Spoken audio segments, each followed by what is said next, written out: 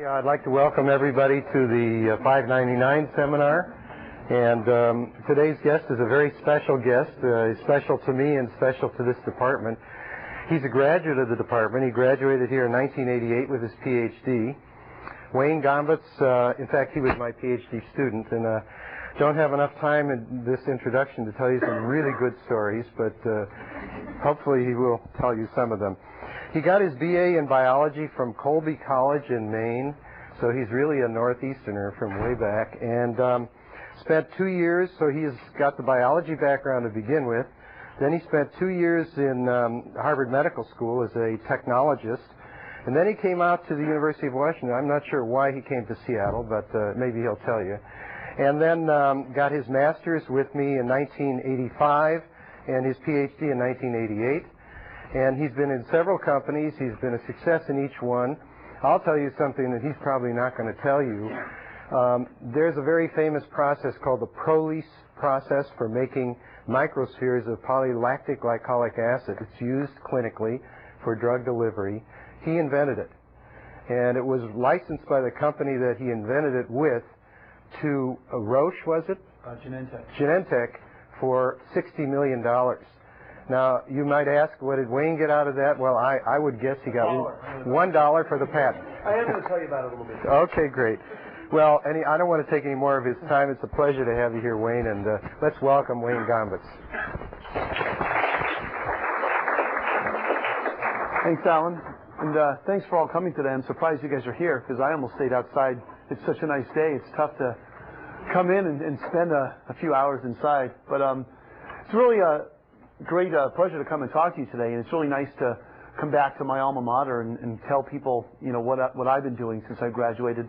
And what I'd like to do is kind of go through a little bit of what I did when I was here at the university and show you kind of some of the research I did, not too much, but just a little, and then try to tie that into what I did after I graduated and go through the 3 different companies that I've worked at since I've graduated. So I can kind of take you through each of these and show you, you know, some of the work I did, some of the highlights of the work I did. And again, the focus is going to be really how what I learned in bioengineering helped me to really succeed and really fit into these other biotech companies. So I thought I'd start with my thesis title, and I haven't shown this in a long time. And if you ever want to read this, it's in the library right here at the university. So it's great reading. My parents actually told me that. Polyethylene oxide surfaces, synthesis, characterization, and biological interaction studies. So this was the title of my thesis. Most people that aren't bioengineers don't really understand what it means, but you guys have probably been exposed to a lot of this already. As Alan mentioned, he was on my committee, the chair of my committee. Tom Horvath and Buddy Ratner were also on my PhD committee. So I had a really, really good, strong committee. I think I was fortunate to have that. But what was I doing in my thesis? I was taking this polymer, polyethylene oxide, and attaching this to surfaces. And the reason we were doing this was to try to make non-fouling surfaces. And I know there's still a lot of work going on here to make non-fouling surfaces. You know, areas such as vascular grafts, intraocular lenses, contact lenses, many different types of biomaterials could benefit from this. And now the whole area of tissue engineering is another place where some of these non-fouling surfaces could be a benefit. So the approach that I took was I took surfaces. I was using polyethylene terephthalate. Dacron is the fiber form of this, or mylar is the film form. And I was putting on functional groups, both amino and hydroxyl groups, by using plasma glow discharge. I was using allylamine or allyl alcohol. I then took these surfaces and I attached covalently polyethylene oxide of different lengths and of different surface densities. So I always like to show this picture. People kind of like the picture of a plasma glow discharge reactor. And actually I saw a picture of one up in Alan's lab where you're sitting next to it. So I wish I had that one. It would have been even better. So we basically exposed the surfaces to these different plasmas, derivatized them, did a lot of characterization. I see Dave Kastner over here, and I spent a lot of time using the ESCA instruments. Hopefully you didn't break them too many times, but I spent many, many hours in that lab doing a lot of surface characterization, and it's a great facility for being able to do this. I then took the surfaces and we attached PEO, and I attached PEO with different densities and different chain lengths, very high molecular weight, low densities, and low molecular weight, high densities. I then took these surfaces and looked at protein absorption onto the surfaces. The way I did this technique was developed in Tom Horvath's lab, radio-labeling or isonating proteins, exposing them to these surfaces, and then measuring how much radioactivity is on the surface. So the thing I guess I'm trying to get across is I learned a lot about proteins, a lot about polymers in my thesis, and I think those two things actually helped me quite a bit as I went forward and worked in industry. So some of the things we did, we looked at fibrinogen absorption as a function of the molecular weight of the PEO on the surface, and you can see that as the molecular weight increases, the fibrinogen absorption decreases, and really right around here, around 3,000, 3,500, you get a really nice drop and it plateaus out. This is the underivatized, this is the allylamine, just plasma-treated surface. You get a lot of protein sticking to that surface, possibly due to the ionic charge on that surface, on the allylamine. We saw the same thing with albumin. As you increase the PEO molecular weight, you decrease the amount of albumin absorbed. And this is the case for a lot of different proteins on these types of surfaces. There's been a lot of work done in this area since this time. I think I've now got a file of probably 500 or so publications in this area, if not more. So from these studies, I was able to conclude several things, and this is actually right out of my thesis defense. But I found that a lower surface density of high molecular weight PEO is more effective in reducing protein absorption than a higher surface density of low molecular weight PEO. So really, it's the length of the PEO that matters, not the density on the surface. We also found that hydrophobic and ionic groups on the surface from the plasma treatment actually could really enhance protein absorption, and the PEO could really shield that absorption. And the interaction between the PEO surface and proteins is weak. We showed this by we were able to elute the proteins off the surface, another technique that was developed in Tom's lab. And finally, that the water structuring around the higher molecular weight PEO is something that we feel is really important for reducing the protein absorption. And I just have a little schematic to show how this works. This would be a low molecular weight PEO molecule with structured water around it. Every polyether unit here has about 3 water molecules associated with it. When you get to higher molecular weights, you get a much more extended water structuring, and this is almost a hydration shell around these molecules. And we believe that this is one of the things responsible for actually repelling the PEO from the surface. So anyway, that's all I'm going to say about my thesis. That's pretty much what I did here. In my master's thesis, I also did some work here looking at the immobilization of enzymes on bioreactors, and I did a lot of work with Dr. Gottfried Schmier in medical school, which is actually a very good interaction for me. So when I graduated, I looked around for jobs all over the place, and there's a lot of people here that have a lot of good networks with companies, so I'd encourage you to check out those. But the company I ended up going to was Enzotech. It's in Cambridge, Massachusetts. And the founder of this company was Bob Langer, who is very well known for his work in drug delivery. And I didn't know much about drug delivery, so I almost looked at this as a postdoc going to this company. I did know about polymers, I did know about proteins, and the goal of this company was to come up with delivery systems to release protein. So I had 2 of the components that were needed to help develop this technology. The third one was just learning about delivery systems and how the chemical engineering involved, looking at the release kinetics. This was all new to me. So why do you want to look at drug delivery systems? What are the benefits of drug delivery systems for proteins? There's actually quite a few, and I'm still working on some of these things today at my company Immunex. But when you put a protein in a delivery system, you can increase the duration of the pharmacological action. You can eliminate the peak value effects of repeated dosing. You can also localize the drug to a site of action. I'll show you in a little while something I did at Bristol Myers where we delivered a bone growth factor right to the site of action. And if you deliver this growth factor by injection systemically, you can actually cause a lot of toxicity. But if you deliver it localized to a site of action, you can actually get a very, very good effect. You can maximize drug utilization, reducing cost. The cost of making these drugs is very expensive, and anything you can do to reduce that can really help you and the company. You can reduce side effects in the patients. You can improve the patient compliance. Rather than 1 injection a day, people would much rather have 1 injection a month of a lot of these drugs. And another thing that's very important is patent protection. In industry, we're always looking at ways to protect our products and keep them on the market as long as possible without having other companies come in and develop them. So this is another key part of why we want to develop delivery systems. So this is a slide that is shown quite a bit. I know Alan shows this in his drug delivery course. I don't know if you're teaching it this semester or not.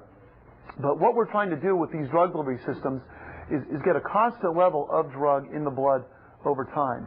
And the way drugs are conventionally dosed, you inject them in the blood, you get an increase in the blood, which would be on this axis. The level goes up, it reaches a peak, and then it drops down. And where it's effective is when it's in between these two dotted lines, when it's below the toxic concentration and above the minimum effective concentration. And really, when you're out of this, above this, you're wasting drug or you're potentially causing toxicity. And when you're below this level, you're not having any effect and you're wasting more drug. What we'd really like to do is have this drug dosed continually over the time that you want the patient to receive it, and then have it stop when you want the treatment to stop. So the way we went about this at Enzotech, we worked on developing biodegradable microspheres. And I was told when I came here by Bob Langer, I want you to develop a new way of making microspheres that's going to protect the protein, that's not going to denature it, and I want to be able to patent this so we can have a new technology for our company. So I set off and looked at all the ways that microspheres are made, and there's actually a lot of patents covering the fabrication of microspheres. There's several hundred out there. Basically, we decided we were going to use these polymers, poly-DL lactic acid and poly-lactic co-glycolic acid. These polymers have been around for years, and they've actually been approved by the FDA in biodegradable sutures. They degrade into lactic acid and glycolic acid, so they're very inert. So there's a proven track record of these things with the FDA. And we decided these would be a good candidate polymer to use for our microspheres because you wouldn't have to get over the regulatory hurdles of approving a new polymer. So the idea would be that you make these microspheres. These are about 100 to 50 microns in diameter. They're small enough that you can inject them subcutaneously through a regular needle.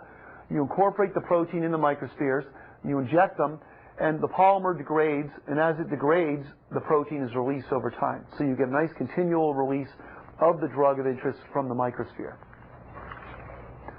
So there's some challenges in doing this, and the main challenges really depend on these instabilities that proteins undergo. Proteins are big molecules. They're not tiny little compounds that are stable to all types of organic solvents and denaturation. These are large molecules, and they can undergo many instabilities. So when you're making these delivery systems, you've got to continually worry about what you're doing to the protein. They can undergo two types of instability, both chemical and physical. So these are some of the types of chemical instabilities that these things can undergo, and also physical instabilities. They can just unfold, they can aggregate, they can precipitate out of solution, they can adsorb to the sides of containers or to polymers. And actually some delivery systems that I've worked with, the proteins stick to these things and they never come out. So we wanted to come up with a process that didn't hurt the protein and was able to allow it to maintain its native state and be released in an active form. So after a lot of putzing around in the lab and dealing with a lot of solvents and a lot of systems, we came up with a way in which we mix proteins with the polylactic acid, co-glycolic acid, in an organic solution of methylene chloride. And we then put this into a syringe pump, and we put it through an ultrasonic nozzle. And this ultrasonic nozzle atomized these particles, so it actually made them nice, tiny little particles. And we sprayed this right into liquid nitrogen. Underneath this liquid nitrogen, we had a layer of frozen ethanol. So when these things hit the liquid nitrogen, they formed hard little spheres, very solid spheres. And they settled down onto the top of this frozen alcohol. We then took this and we put it in a freezer and we allowed it to slowly heat up. And as it heated up, the nitrogen evaporated, the ethanol slowly melted, it went from ice to a liquid, and the microspheres sunk into the ethanol, and the ethanol extracted the methylene chloride from the microspheres, and what you had left behind was your microsphere containing your drug product. So this is a picture of just lab scale how we did this. We had a syringe pump here with our protein polymer solution, spraying it through a little atomizing ultrasonic nozzle into a liquid nitrogen container which had ethanol underneath it. Now this has since been scaled up, and it's a process that is commercially done, and it's done totally aseptically. It's all done in a closed system, so you cannot introduce any type of contamination. And actually this was a big challenge to scale this up and get it done in an aseptic fashion. But it has been done, and this is now out there with a commercial process. This is just a picture of the types of microspheres that we make. You can see here's the polymer is the lighter area. In this case, we were looking at hemoglobin just as a nice example to show you could encapsulate the particles of protein in the microsphere.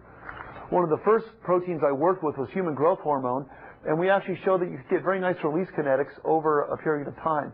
And this is actually, we were working with a company, Ares Serono, at the time with their human growth hormone. They withdrew from the project because they really didn't have the money to invest in it. Genentech has since gotten involved, and the first product of this is human growth hormone for Genentech. And this has actually replaced a once-a-day injection that children get. These children that are low in growth, a lot of pituitary dwarfs, they get injections of human growth hormone daily. Well, now they can get one injection every 2 weeks and get the same type of clinical effect. So it's really, for these kids, a really nice system in that they really don't have to go in every day and get an injection. It's just a nice way to give this treatment to these children. And basically, when we were all done, we were able to come up with a process which didn't denature the protein. We used a non-aqueous system. We had a very high incorporation efficiency in the microspheres, and there were no emulsifiers in the system. And based on this, we were actually able to file a patent. This issued in 1991. This is the one that I got a buck for. And basically, in a company, you know, when you develop a patent, it's their technology. And you know, the reasoning is, you're not going to go develop this in your garage. You're not going to have the resources. So usually when you join a company, you sign a contract that anything you develop, any information you learn there, it's theirs. And you know, when you develop a patent for a company, it's really their patent. Your name's on it, but it doesn't really mean much as far as owning the patent. So Enzotech does own this patent, and they've worked with Genentech, and this product is now available, and it's out there and being sold. But I wish I had held out for more than a buck. I think it would have been more worth my while. But it was nice to see something go all the way to the market from something that, you know, started out in the lab, early stages. And this is just a schematic showing how it works. Again, the microspheres containing the protein are injected. The protein is released slowly. The microspheres degrade upon release, and then these basically disappear to nothing over a period of a few months. So that was my first job back in Boston at Enzotech, and I spent 2 years there. And maybe I had a yearning to come back to Seattle, I don't know, but I really did miss Seattle. I enjoyed Seattle and enjoyed the time I was doing my graduate work here. And I saw an opening for a position at Bristol Myers Squibb out here. It was with Oncogen at the time, a small biotech company. Bristol Myers Squibb bought them out. And I interviewed, and basically the work they were doing was involved in growth factors. So growth factors or cytokines are low molecular weight proteins that are made by cells. They're secreted by cells, and they act on other cells to either stimulate cell migration, growth regulation, or differentiation. So they basically do everything and control a lot of what's done with cell growth and differentiation. These can also act upon themselves. The cell can secrete a growth factor and have it work back upon itself. The one in particular that I was working on at Bristol Myers was called recombinant transforming growth factor beta. And this was a 24 kilodalton protein. It was a dimer connected by disulfide bonds. And it's interesting, in the body, it has a unique way of regulating its activity. It's made as a dissociable prodrug. We're calling it a prodrug. And to become activated, an enzyme cleaves it, and it forms an active drug. So it actually circulates in the body as a non-active or latent form. When it's cleaved, it's then activated, and it can then do its biological effect. So what does TGF-beta do? There's a lot of things TGF-beta can do. It can inhibit cells. It inhibits the growth of epithelial cells or carcinoma cells, and it can stimulate cells. It can stimulate fibroblasts. It can enhance production of connective tissue. It's angiogenic, and it's also very important in bone growth and remodeling. So at Bristol Myers, I was involved in looking at different applications of this material with TGF-beta for a variety of different applications in the clinic. And 3 of the things that I worked on were delivery systems for promoting osteogenesis or bone growth, topical delivery systems for wound healing, and actually a project that I worked on in collaboration with Dr. Hoffman's lab.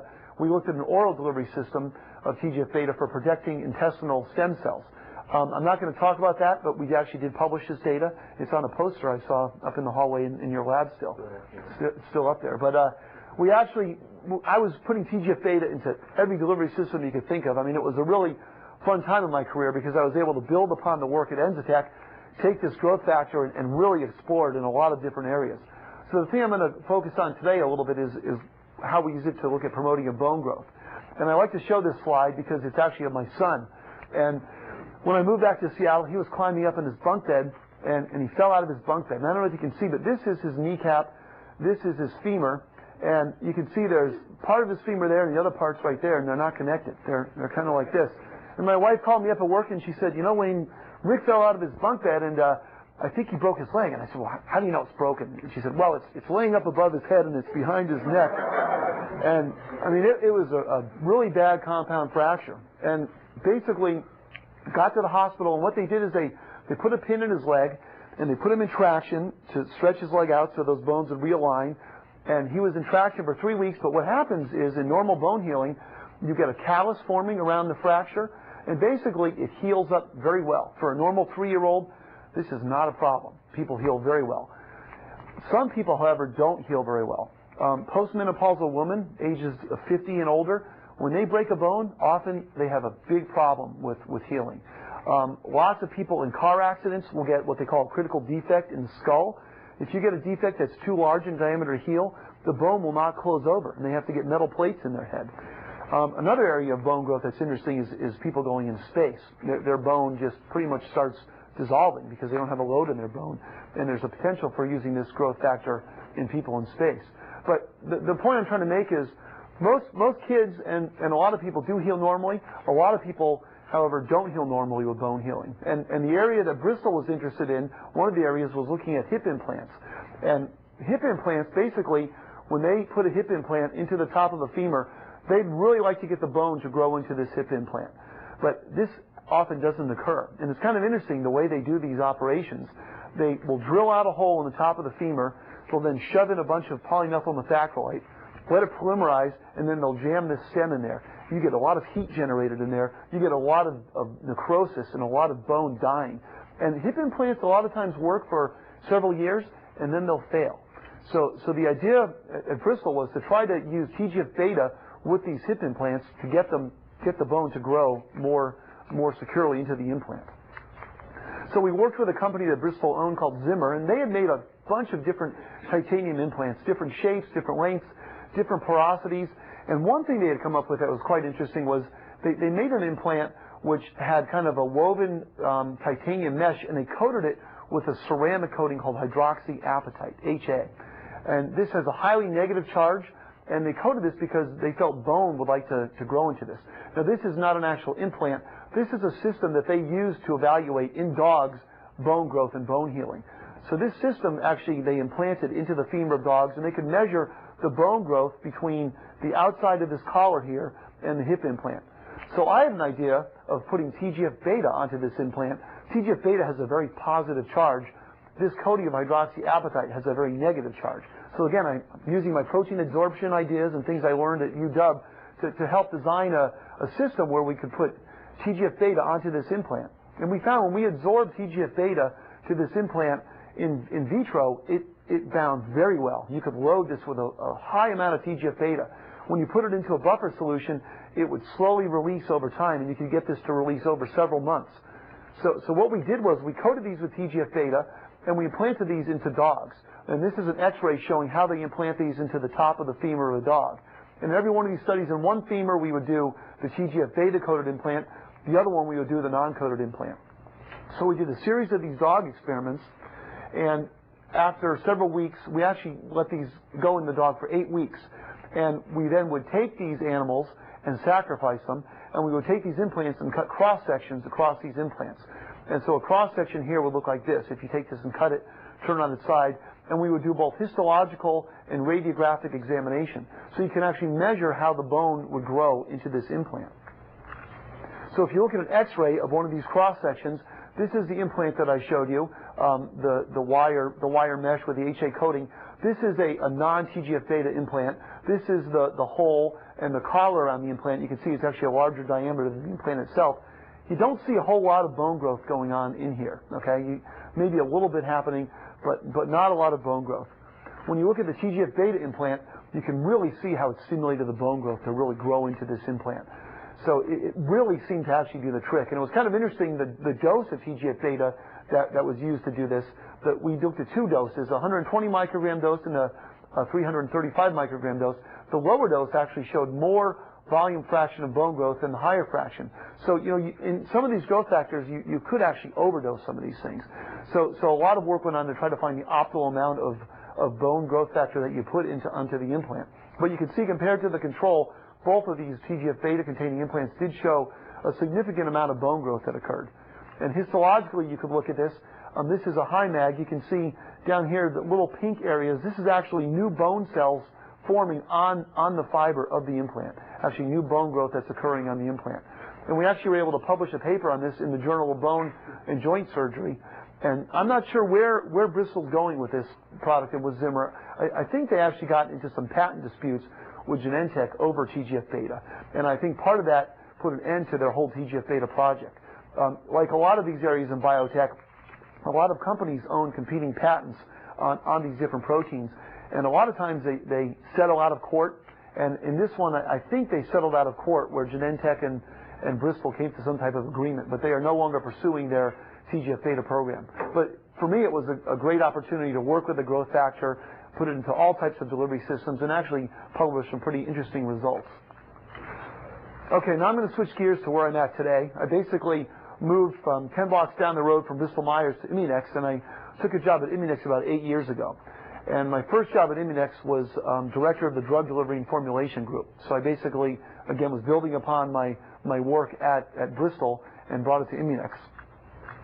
So Immunex, I thought I'd give you a few facts about Immunex. It's a biotech company that applies immune system science to protect human health.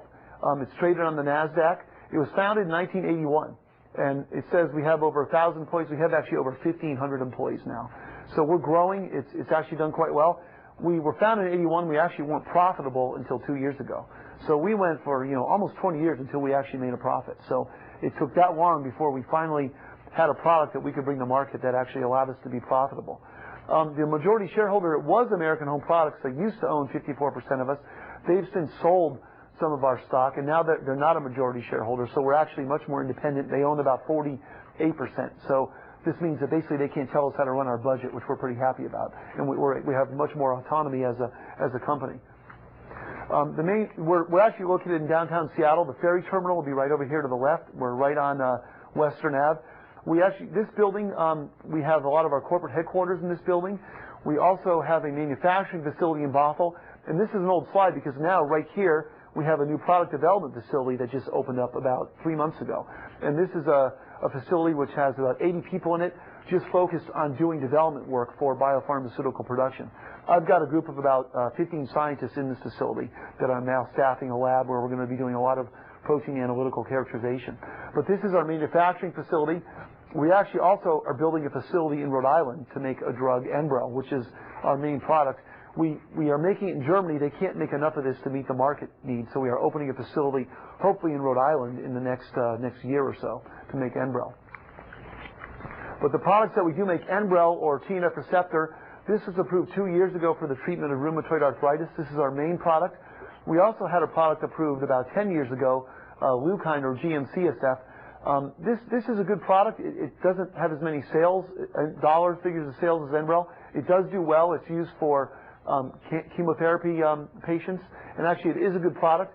There's another competing company, Amgen, that has a product, Neupogen, which basically has about 90% of the market, and we've got about 10% of the market. We'd love to grow our market here with Leukein, and we're working on that. But really, Enbrel is our major product. We also have some other smaller drug molecules that are approved that we inherited from other companies that we had done collaborations with in the past. But Enbrel is really our main product. Now, what I thought I would do today is talk about the process development group and the process that we go through at Immunex to make a protein product, and kind of factor in where bioengineering helps, show the areas where I think bioengineering can play a role here. So the department that I'm in is called the Process Science Department.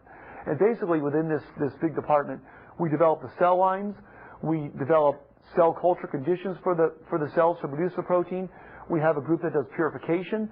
We do all the analytical characterization, all the drug delivery and formulation, and all the scale-up and transfer.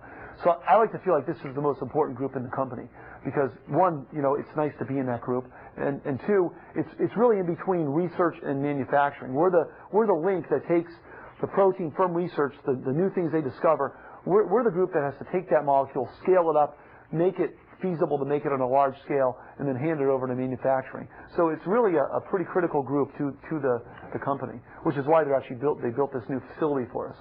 But really, we base all of the work we do at Immunex on the central dogma of molecular biology, which is basically taking DNA using this DNA to make protein. DNA is transcribed into RNA, it's translated into protein. So really this is the basic tenet of how we do our job at Immunex to make proteins. The other thing we do is we use cells. We put the DNA into these cells. I'm not going to give you an overview of biotechnology. You probably all know this, but basically the DNA is transfected into the cells. It's pumped out through the cells, secreted into the cell media, and then is purified. Now, what types of cells do we use to make these proteins? There's several different ways to go. Many companies use bacteria. Genentech makes human growth hormone in bacteria. Amgen makes a product in bacteria. E. coli is the main bacteria that's used there. Yeast is another type of cell that's used. We make our GM-CSF in yeast. Mammalian cells, however, are by far, I think, the most prevalent types of products that the biotech industry uses, and particularly Chinese hamster ovary cells. There's also work ongoing now with insect cells, but all of these things can be used to make proteins from. There's many advantages that we feel mammalian host expression systems have. One is these things make the complete proteins, and they make them folded in their native state. They do all the post-translational modifications, disulfide bonds, that are necessary to make that protein in a native state. They make the protein consistently in an active form, and actually they also make it with favorable pharmacokinetics. They glycosylate the protein, and sugars on the protein actually can be critical to the half-life.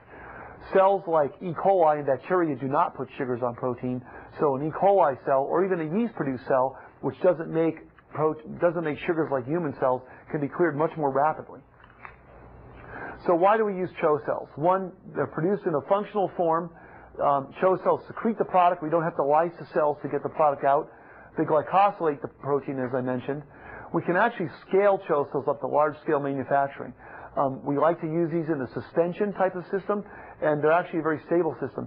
This is an area where I see there's still a lot of need for input from engineering and bioengineers. We cannot find people that do large-scale manufacturing, even small-scale cell culture fast enough. These people are really hard to find. And people that do have this background of cell growth and understanding the growth of cells in media are really difficult, and they're really valuable. Regulatory acceptance of CHO cells is also a reason why we like to use these. And there's actually a lot of products out there that are made by CHO cells. But this just shows you the effect of making a protein in a CHO cell versus in a yeast cell. And this is looking at time in minutes versus clearance in a mouse PK study. And you can see that the CHO cell, because of the glycosylation, it remains in the bloodstream for a much longer period of time than a yeast cell. So this is important in dosing a product. If you have a yeast-produced protein which is cleared, say, in 3 hours, as opposed to a CHO-produced protein which is cleared in 3 days, you can dose this much less frequently. And you can actually get away with making a lot less drug and getting the same effect. So there are several products out there that are made in CHO cells. This is a list of some of them. There's actually 2 others that are not on this list. Herceptin and Pulmozyme, both made by Genentech, are also made in Chinese hamster ovary cells. And well, our drug is made in CHO cells, and we've actually been very successful in scaling this up to a 16,000 liter scale. So the first thing we do when we make a protein product in the cell, we have to actually get the DNA of interest, the DNA that our research biologists have discovered. We have to put it into a plasmid. So we ligate the DNA into a plasmid using a series of restriction enzymes and really tools that the molecular biologists have developed for doing molecular biology. So we can basically make a recombinant gene in a plasmid. We then take this gene and we transfect this thing into the cell of interest that we want to make this in. So you can transfect things in many ways. One, you can use liposomes. This, I think, is an area where there's still need for some development. How can you get more efficient transfection? And I think this is an area where bioengineers can really help. Liposome transfection is really no different than drug delivery. There's a lot of work going on with using liposomes to transfect DNA for therapeutic reasons or therapeutic uses. I know Professor Hoffman's group is actually doing some of this work. I'm not sure it's with liposomes, but I think it is with some type of lipophilic polymers. Electroporation is also used, where you expose the cells to an electric field and open up pores. And you can actually also use calcium phosphate precipitation. And this is what we actually have used for the Enbrel process. But basically, there's different ways to get that DNA into the cell. So once you get it into the cell, you then start growing these cells up, and you start selecting for the cells that have this DNA. Not all these cells will get this transfected.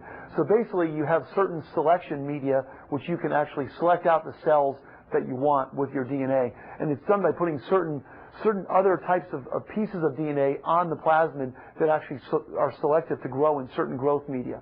So basically, you grow these cells in different media, and you select out your cell of interest.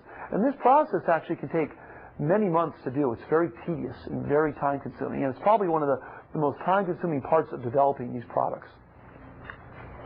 Once you get it into your stable clone, you start growing these up in small-scale tissue culture wells. You keep selecting them, amplifying them, finding the clones that secrete the most protein that you can. You want to get the highest producing clones. You scale it up further into these stir bottles. When you find now at this time you've actually selected your clone and you're starting to really grow it up. You're starting to really try to boost the amplification of the gene expression. You then move into bioreactors. And this is an area I was mentioning, engineering of these bioreactors is still an area that there's a lot of work to be done. But basically, it's like a big organ. I mean, these things contain millions and millions of cells, and you've got to keep this culture going. You've got to have the right amount of oxygen, the right amount of CO2.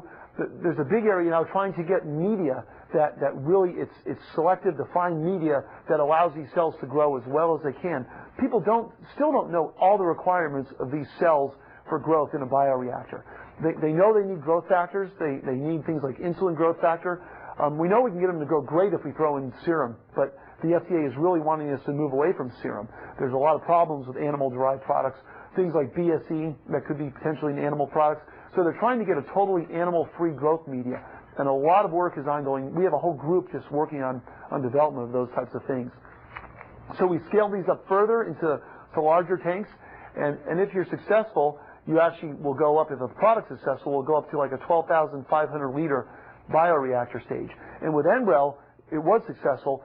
There's nowhere in this country where we could go to do this production. We actually had to go to Germany to a company, Boehringer Ingelheim, because they were the only ones that had this type of reactor available for doing this type of cell growth. If we had foresight and knew it was going to be a successful product, we would have built this 6 years ago and been able to put it in. But it's a huge capital investment to build these types of facilities. A facility can cost $500 to $1 billion to build a facility with these types of reactors.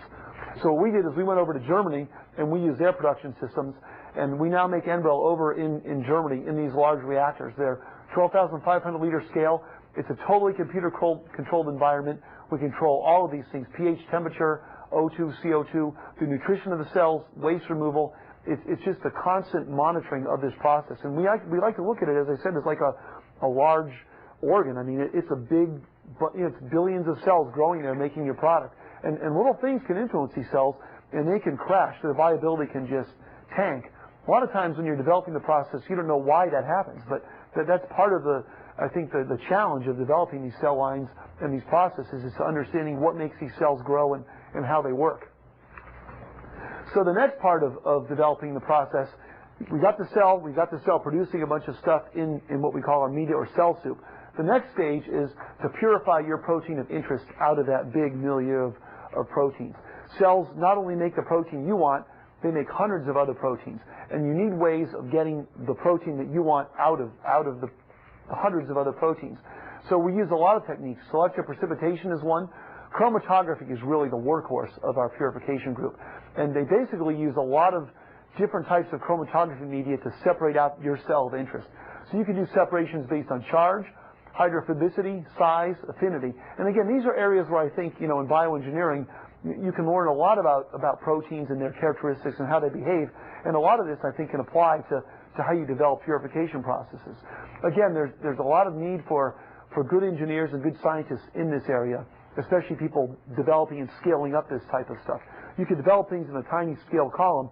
If you go to a 1 meter diameter column, flow dynamics are not always the same. Things don't behave the same. So this is another area where we're really actively looking for a lot of people, and they're not easy to come by. Basically, just to describe chromatography, the way it works, a simple way to explain it, you have your cell soup with a bunch of different proteins. You would bind that soup to a specific type of column. Maybe, in this case, it's an affinity column with an antibody on it. You'd wash it off. You'd get rid of the stuff you don't want. The stuff you do want would be bound here. So you elute the stuff you want off. You take that, you save it. That's your product. And then you strip the column and you make it ready for your next step in your next batch of material coming over. This would be one chromatography step in a process. Most processes have 3, if not more, chromatography steps in tandem. So you use these different steps to remove different types of contaminants and really isolate your protein of interest. So we started small scale, screening all these columns in the lab. This is in our lab downtown. You can see some of the scientists here just working on a small scale purification. And again, we do this small scale, and then we scale it up. And there's a lot of considerations as to what type of columns you use, the capacity of the resin, how much protein can bind to that resin. That's really critical. You could develop a great process and have a resin that can't bind your protein, and you're throwing away half of your product. Selectivity of the resin and resolution, the cost. Cost is critical in these processes, because the bottom line is the more it costs to purify it, the more your product's going to cost in the end of the day, and the more money you're going to spend. The speed of processing ties into actually cost too. Minimizing the number of buffers, linking the different steps to minimize handling of the product, and really looking at different conditions that the molecule will be exposed to. Low pH aggregation could occur, proteolysis could occur. You really want to avoid these types of things.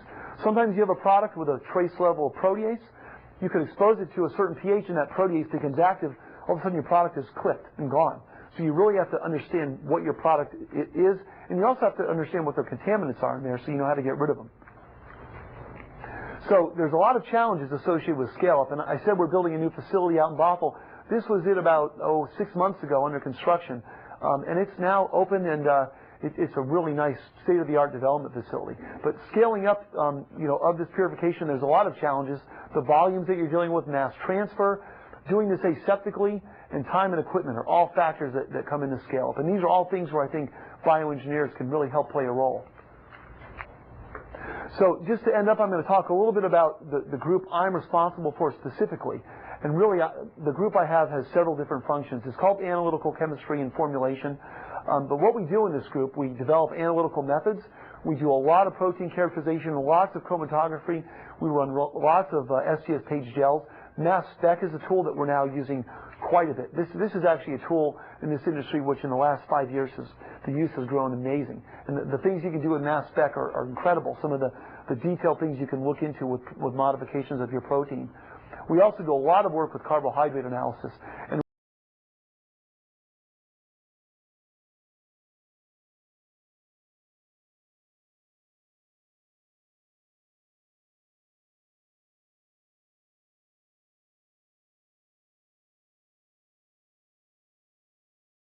a lot with the cell culture people. The other thing that we do is formulation and stability testing. And actually a guy in my group, another graduate from this department, Dean Pettit, is the associate director of this group. And here we do all the pre-formulation and screening, a lot of accelerated testing, really all the things necessary to get our material on the pharmacist's shelf at the end of the day. The third thing we do is drug delivery system development, looking at things like microspheres, pegylation, pulmonary delivery. So really, the thing that my group is responsible for is getting the material into a vial that can sit on a shelf for 2 years in a pharmacy. And actually, we wish we had that problem. Right now, Enbrel, it sells so well that it really doesn't last more than a month in the pharmacy. We'd like to be able to make more of this to supply more to the market. But my group is really involved in developing the formulations to make this stable. And that's not that easy because, as I mentioned before, proteins are inherently unstable in solution. Enbrel, we've actually lyophilized the product to help stabilize it against chemical degradation. So, to get a vial of drug like that out there approved on the market, there's a lot of testing that needs to be done. And with Enbrel, there's about 35 different tests that we do on that product to release it onto the market. And my group has been involved in developing these tests, and we develop these, transfer these things to our quality control group. So we don't run these routinely on every batch of Enbrel. My group, we develop these, we then transfer them over to the quality group where they then run these things routinely. But there's a variety of assays that are needed to really show that the integrity of the protein has not been changed and we're getting the same protein made every time. So we actually do a lot of work with characterizing the molecule. This is a schematic of the Enbrel molecule. It's basically a dimeric Fc fusion protein. It binds TNF-alpha, and TNF-alpha is an inflammatory cytokine. So when we first developed this molecule, we actually made it as a monomer, just one of these arms. And we found it bound TNF-alpha, but it didn't bind it very tightly. When we made this a dimer by fusing it with, we used the IgG1 tail of an antibody, we fused it into a dimer, we found that we actually enhanced the activity of this molecule significantly. But a lot of work that my group has been doing is characterizing what this looks like, characterizing the sugars, where they're linked on here, characterizing the disulfide bonds. So we really have a complete picture of what this molecule looks like. And it's actually kind of nice because just recently I've been allowed to now talk about all this work. One thing about industry, you can't always go and talk about what you do right away. So 3 years later, I'm actually now able to go out and talk about this. I'm going to be giving a talk about this at a conference in Bellevue this summer, which will be kind of exciting to talk about some of the stuff I've been working on for quite a while. The other thing we do is look at putting proteins in different types of syringes and needle-free injection systems. There's a lot of work going on here trying to make more user-friendly injection systems. And actually, this is an area that Dean Pettit's group is heavily involved in. Pegylation is an area that we actively look at.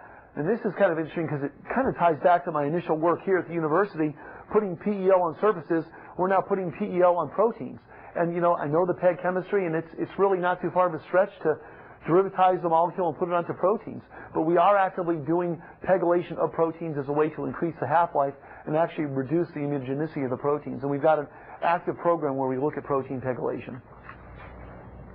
Finally, the other thing we're looking at is pulmonary delivery, getting proteins delivered through the inhaled route right into the lungs. Rather than injecting these things on a daily basis, there are some proteins that can't be inhaled.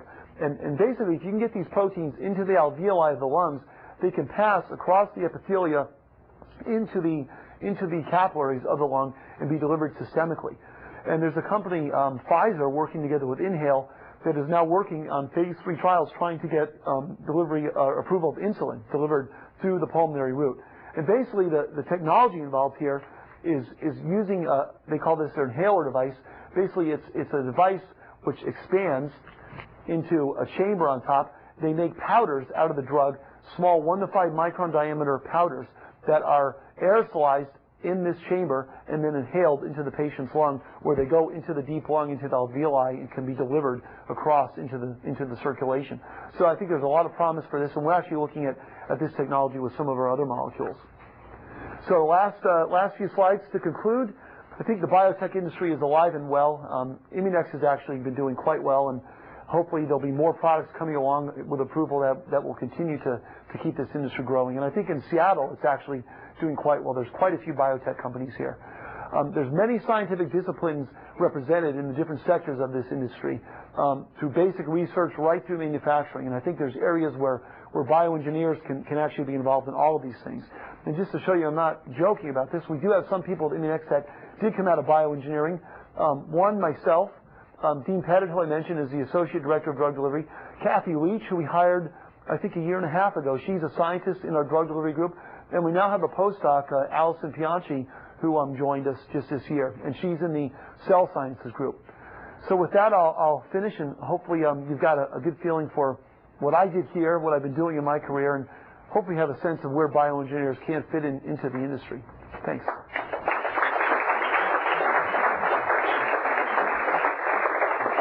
Thanks a lot, Wayne. That was really, I think, very good for the